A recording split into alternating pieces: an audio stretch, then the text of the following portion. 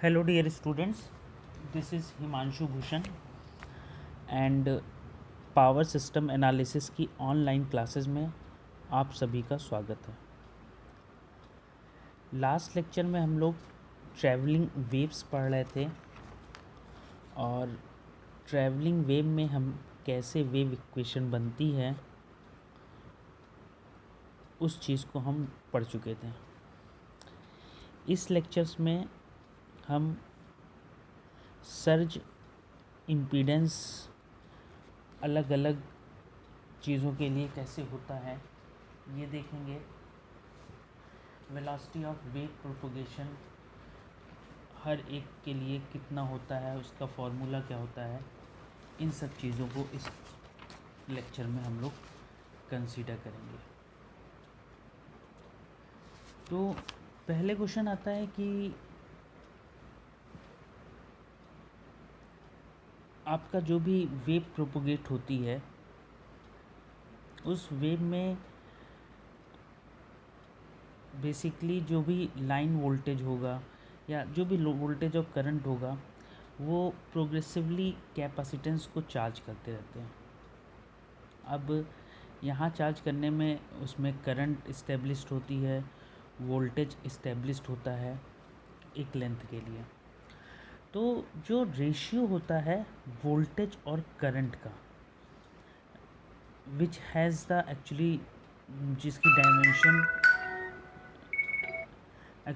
Dimension impedance की dimension होती है, और इस रेशियो को ही हम सर्ज इम्पीडेंस कहते हैं। कुछ जगहों पर इसको नेचुरल इम्पीडेंस भी बोला जाता है। तो इस लेक्चर में हम लोग इसी चीज़ को आगे डिस्कस करेंगे। यहाँ पर पहले देखिए कैरेक्टरिस्टिक्स इम्पीडेंस होता क्या है।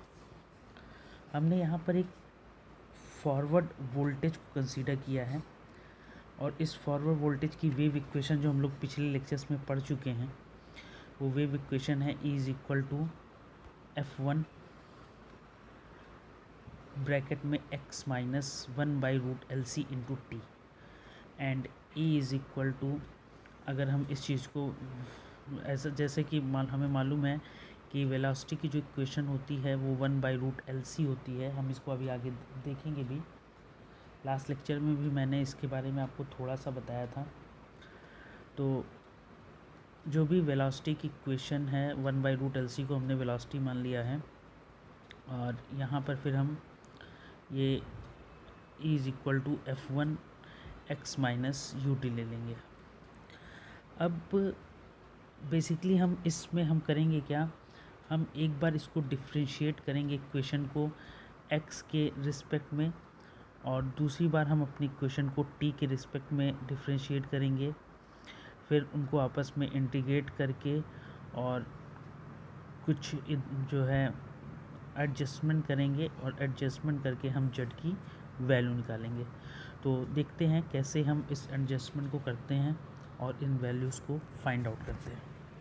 देखिए सबसे पहले हम x के रिस्पेक्ट में हैं, यहाँ पर हम e को x के रिस्पेक्ट में हम डिफ्रेंशिएट कर रहे हैं। तो डिफ्रेंशिएट करने पे हमारी इक्वेशन देखिए इस तरह से आएगी। अब यहाँ पर देखिए हम डेल F1/del x, इस इक्वेशन में हमने डेल x माइनस ut से ऊपर नीचे मल्टीप्लाई कर दिया, जिससे इस मल्टीप्लिकेशन से अब हम इस इक्वेशन को लिख सकते हैं that is del F1/del x minus ut। इसको आगे फिर हमने इसी इक्वेशन को आगे हमने t के रिस्पेक्ट में डिफ्रेंशिएट किया और सेम उसी तरह हमने फिर यहाँ पर भी इक्वेशन पुट की। तो ये इक्वेशन आपकी हो गई। देखिए यहाँ पर अगर हम ध्यान से देखें, क्योंकि इस वाले जो सर्कल में टर्म है, इस टर्म को अगर हम देखें तो इसका अगर हम x माइनस ut को डिफ्रेंशिएट करेंगे तो डेल एक्स 1 हो जाएगा और यू टी क्योंकि एक्स के रिस्पेक्ट में वो कांस्टेंट होगा तो 0 हो जाएगा। तो आपकी इक्वेशन सिर्फ यहाँ पर ये बचेगी। और जबकि सेकंड वाले में अगर हम देखें तो सेकंड में अगर हम इस टर्म को यहाँ पर देखिए, इसे अगर हम डिफ्रेंशिएट कर रहे हैं तो ये del x by del t 0 हो जाएगा और del of minus u two upon del t, तो माइनस यू कॉन्स्टेंट की तरह बाहर आ जाएगा, माइनस यू बाहर आ गया, del f one by del x minus u t. तो ये इस टाइप से इक्वेशन बनी। अब यहाँ पे हमने इसको इक्वेशन मतलब एक्स मान लिया, इसे हमने इक्वेशन नंबर एक्स मान लिया और इसे इक्वेशन नंबर वाई मान लिया। इसी तरह हमारी करंट की इक्वेशन होती है, पीछे हम लोग पढ़ चुके हैं। उस करंट की इक्वेशन को भी हमने सेम इसी तरह से डिफ्रेंशिएट किया, इक्वेशन वैल्यू पुट की और फिर हम इसी इक्वेशन को हम इंटीग्रेट कर रहे हैं। अब जब हम इक्वेशन को इंटीग्रेट करेंगे तो हमारा ये आ जा रहा है सेम इस इक्वेशन से। ओके, इंटीग्रेट करने पे इस वाली इक्वेशन को, ये इक्वेशन हम लोग पीछे पढ़ चुके हैं, del i by del x is equal to minus c del E by del t. इस इक्वेशन को हम लोग पीछे देख चुके हैं लास्ट लेक्चर्स में और इस इक्वेशन को हमने यहाँ पर क्या कर दिया, इंटीग्रेट कर दिया। इंटीग्रेट करने पर ये आ गई integration del i by del x D x is equal to minus integration c del E by del t d x. अब इसको यहाँ पर हम टी के del E by del t की वैल्यू यहाँ से del E by del t की वैल्यू हमने पुट की तो minus del u del E by del x, यहाँ से माइनस और माइनस, ये माइनस और ये माइनस जो है, ये माइनस और ये माइनस मल्टीप्लाई होकर प्लस हो गया u एंड c। तो हमारी इक्वेशन आ गई C U integration del E by del x D X, या और यहाँ पे इक्वेशन ये बन गई i is equal to C U E, या ये इक्वेशन फिर बन गई और हमने सिंप्लीफाई किया e upon I is equal to 1 upon c you, और u इज इक्वल टू होता है आपका u is equal to 1 by, तो ये वैल्यू मैंने आपको बताया 1 बाई रूट एल सी। इस वैल्यू को हमने यहाँ पे पुट कर दिया। पुट करने पर आपकी जो भी इक्वेशन थी वो इक्वेशन बन गई 1 by c under multiplied by root L c, तो सी और सी कैंसिल हो जाएगा, तो ये इक्वेशन बची E upon I is equal to root L upon C. और इस चीज़ को हम कहते हैं characteristics impedance for a lossless line, या इसी को हम सर्ज इम्पीडेंस कहते हैं, या इसी को हम नेचुरल इम्पीडेंस भी कहते हैं, या इसको हम वेव इम्पीडेंस भी कहते हैं। इस चीज़ को हम डिनोट करते हैं Z नॉट से, और Z naught is equal to, equation आपकी फाइनल बनी जिसको हम चौखाने में बंद कर लेते हैं। फाइनल इक्वेशन है Z naught is equal to E upon I root is equal to root L by C. इसकी यूनिट होगी ओम। ओके, तो आई होप सो कि ये डेरिवेशन आपको क्लियर हो गया होगा, कैरेक्टरिस्टिक्स इम्पीडेंस का डेरिवेशन। देन कैरेक्टरिस्टिक्स इम्पीडेंस के रेसिप्रोकल को, कैरेक्टरिस्टिक्स इम्पीडेंस के रेसिप्रोकल को हम सर्ज एडमिटेंस कहते हैं। And surge admittance y not is equal to 1 upon z not होता है। Surge impedance y not is equal to 1 upon z not. और ये जो आपका सर्ज इम्पीडेंस होता है, इसकी जो वैल्यू होती है, ये वैल्यू अलग अलग बुक्स में अलग अलग दिया होता है, कुछ दिया हुआ है।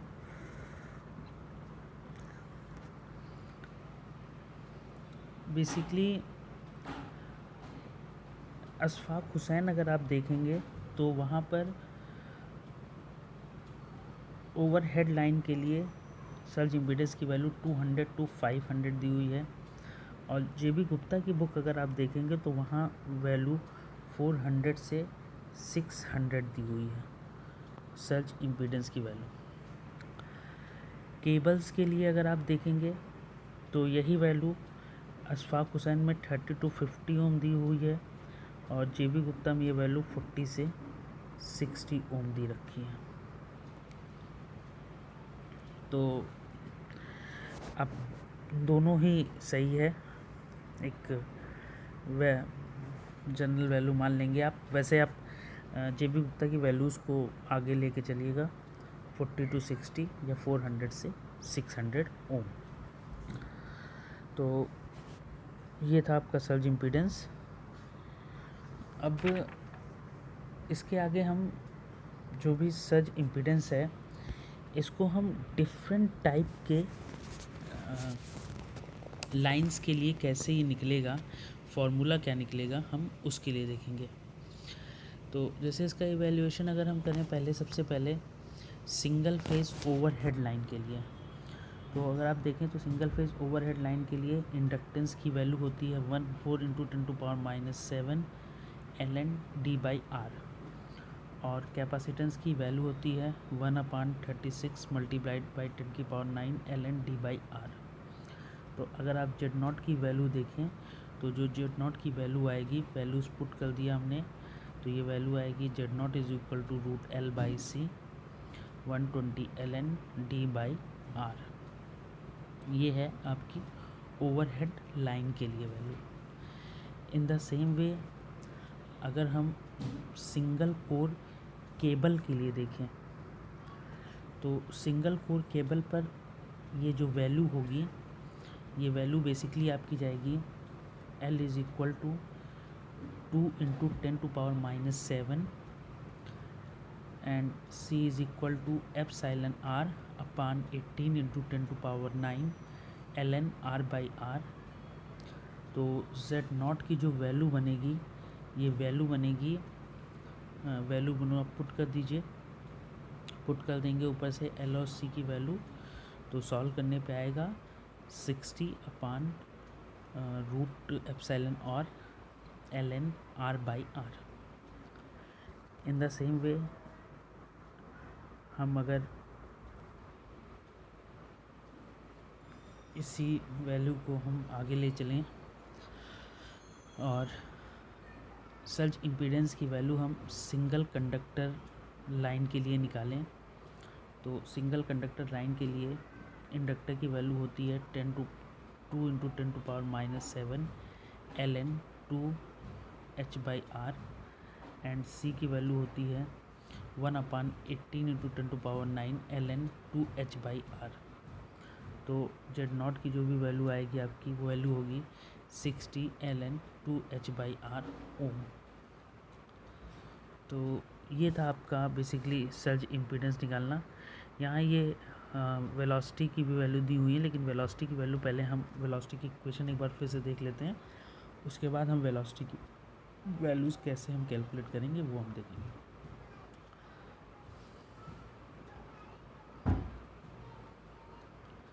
यहाँ पे एक्सप्रेशन है सर्ज प्रोपोगेशन के लिए।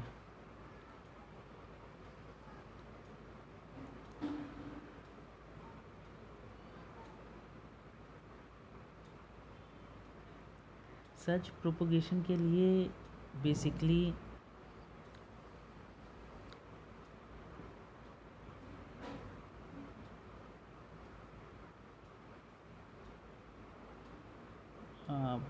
जो भी आपकी वेलोसिटी की इक्वेशन होती है, वो वेलोसिटी की इक्वेशन हम कैसे निकालते हैं ये देखते हैं। हम एक शॉर्ट सेक्शन ले लें लाइन का, जिसका शॉर्ट सेक्शन जो है, जो भी शॉर्ट सेक्शन है, ये शॉर्ट सेक्शन आपका dx है और इस लाइन का टोटल इंडक्टेंस है L/dx। तो जो भी आपके फ्लक्स लिंकेजेस में चेंज आएगा, चेंज इन फ्लक्स लिंकेजेस, वो होगा आपका IL/dx। तो rate of change of flux linkage जो होगा आपका, वो IL/dx/dt हो जाएगा। अब अगर हम इक्वेशन देखें तो हमारी इक्वेशन बनेगी E = IL/dx/dt और या E = ILu। dx/dt, x आपका डिस्प्लेसमेंट है, t के रिस्पेक्ट में अगर हम देखेंगे तो वो u हो जाएगा। तो आपकी जो भी इक्वेशन आएगी वो इक्वेशन बनेगी u is equal to d x by D t. तो इक्वेशन आपकी बनेगी u is equal to E upon i l. Then इसी तरह अगर हम उस सेक्शन का कैपेसिटेंस भी निकाल लें, यहाँ पे ये क्वेश्चन, पहली क्वेश्चन याद रखिए, E is equal to I L U. अगर हम सेक्शन का कैपेसिटेंस देख लें तो स्मॉल सेक्शन डी एक्स का कैपेसिटेंस सी डी एक्स हो जाएगा। उस सेक्शन में जो भी चार्ज होगा वो ई सी डी एक्स हो जाएगा। I is equal to D Q by D T होता है। क्यू की वैल्यू आपने पुट कर दी तो आपको E C D x by D T आ जाएगा। I is equal to E C U. तो ये आपकी दो इक्वेशन मिल गई। अब इन दोनों इक्वेशंस को आपने E is equal to I L U, I is equal to E C you, और इन दोनों इक्वेशन से हम सॉल्व कर लेंगे। सॉल्व करने पे हमारी जो भी u की वैल्यू आएगी वो वैल्यू हो जाएगी u is equal to 1/√LC। तो ये बहुत ही सिंपल सा एक प्रूफ था इसका, लेकिन ये प्रूफ अक्सर AKTU में पूछा जाता है। तो यहाँ पे जो भी डबल साइन है ये इंडिकेट करता है कि जो भी आपका सर्ज है वो दो सेक्शन में स्प्लिट हो रहा है और लाइन के अलोंग वो अपोजिट डायरेक्शन में ट्रैवल कर रहा है। तो सर्ज इम्पीडेंस हम लोग पहले भी देख चुके हैं ये, ओके। तो आप इसको एक बार देख लीजिएगा। अब यहाँ पे आते हैं, अगर हमें ट्रैवलिंग वेव की वेलोसिटी निकालनी हो ओवरहेड लाइन के लिए या केबल के लिए, तो देखिए क्या होती है। ओवरहेड लाइन के लिए जो c की वैल्यू होती है इट इज़ 4 × 10⁻⁷ ln/d/r, और c की वैल्यू होती है 1/36 × 10⁻9 ln/d/r। ये दोनों वैल्यूज़ अगर हम पुट कर देंगे u is equal to 1/√LC में, तो आपको जो भी ट्रैवलिंग वेव की इक्वेशन आएगी वो आएगी 3 × 10⁸ मीटर/सेकेंड। तो इससे ये निकलता है कि यहाँ से एक बहुत अच्छा कंक्लूज़न आता है। यहाँ पे ये लिखा हुआ है, कैलकुलेशन बहुत इंपॉर्टेंट है, कि ट्रैवलिंग वेव की वेलोसिटी ओवरहेड लाइन के लिए स्पीड ऑफ लाइट के इक्वल होती है। ट्रैवलिंग वेव की वेलोसिटी ओवरहेड लाइन के लिए स्पीड ऑफ लाइट के इक्वल होती है। नेक्स्ट, फिर अगर हम इसको 2 वायर केबल के लिए देखें तो 2 वायर केबल के लिए बेसिकली L की वैल्यू जो होती है वो आपकी 2 × 10⁻⁷ होती है। C की वैल्यू ये होती है। दोनों को पुट कर दें तो हमारी इक्वेशन आती है 3 × 10⁻⁸ रिलेटिव परमेबिलिटी। तो रिलेटिव परमेबिलिटी वैल्यू मान लीजिएगा 4 है, तो ये वैल्यू C के 1/2 हो जाएगी, या बेसिकली ये वैल्यू 1/2 से 2/3 होती है लाइट ऑफ स्पीड की। तो ये था बेसिकली लेक्चर में टोटल आपको दोनों जो है, पहले हमने सर्ज, आज के लेक्चर में हमने क्या क्या पढ़ा है। बेसिकली हमने पहले सर्ज इम्पीडेंस पढ़ा, फिर सर्ज इम्पीडेंस का बहुत सिंपल सा प्रूफ होता है वो पढ़ा हमने, और उसके बाद डिफरेंट ओवरहेड लाइन के लिए, केबल के लिए, इन सब के लिए L और C की वैल्यू क्या होती है और उससे हम सर्ज इम्पीडेंस की वैल्यू कैसे निकाल सकते हैं ये हमने पढ़ा।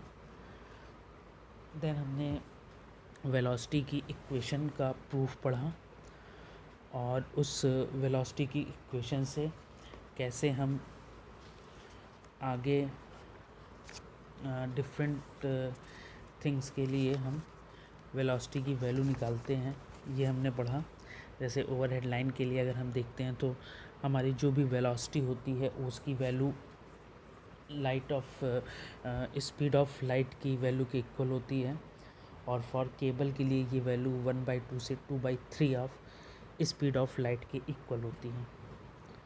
तो ये टोटल लेक्चर था, और इस लेक्चर में पर इस पर बेसिकली कभी कभी 1 नंबर में 2 नंबर में क्वेश्चन आ सकता है कि Z0 की वैल्यू अगर आपको L और C दिया हो और Z0 की वैल्यू कह दें निकालने को, या आपको L और C दिया हुआ हो किसी मीडियम में कि इंडक्टर कैपेसिटर की वैल्यू है, और लाइट ऑफ स्पीड निकालिए। तो आपको बेसिकली ये फार्मूले याद होने चाहिए। दो फार्मूले, Z naught is equal to root L by C और U is equal to 1 by root L C. ये दो फार्मूले अगर आपको याद रहेंगे तो आप किसी भी तरीके की कोई भी इक्वेशन होगी तो आप उसको ईज़िली कर लोगे, किसी भी न्यूमेरिकल प्रॉब्लम को। और थ्योरी में भी इन दोनों के प्रूफ पूछे जा सकते हैं। जो पुछल्ले टाइप के क्वेश्चन होते हैं उनमें ये क्वेश्चंस पूछे जा सकते हैं। तो इसी के साथ आज का लेक्चर समाप्त करते हैं। एंड तब तक के लिए thank you and stay home and stay safe. आप लोग अपना ख्याल रखिए। Okay, bye.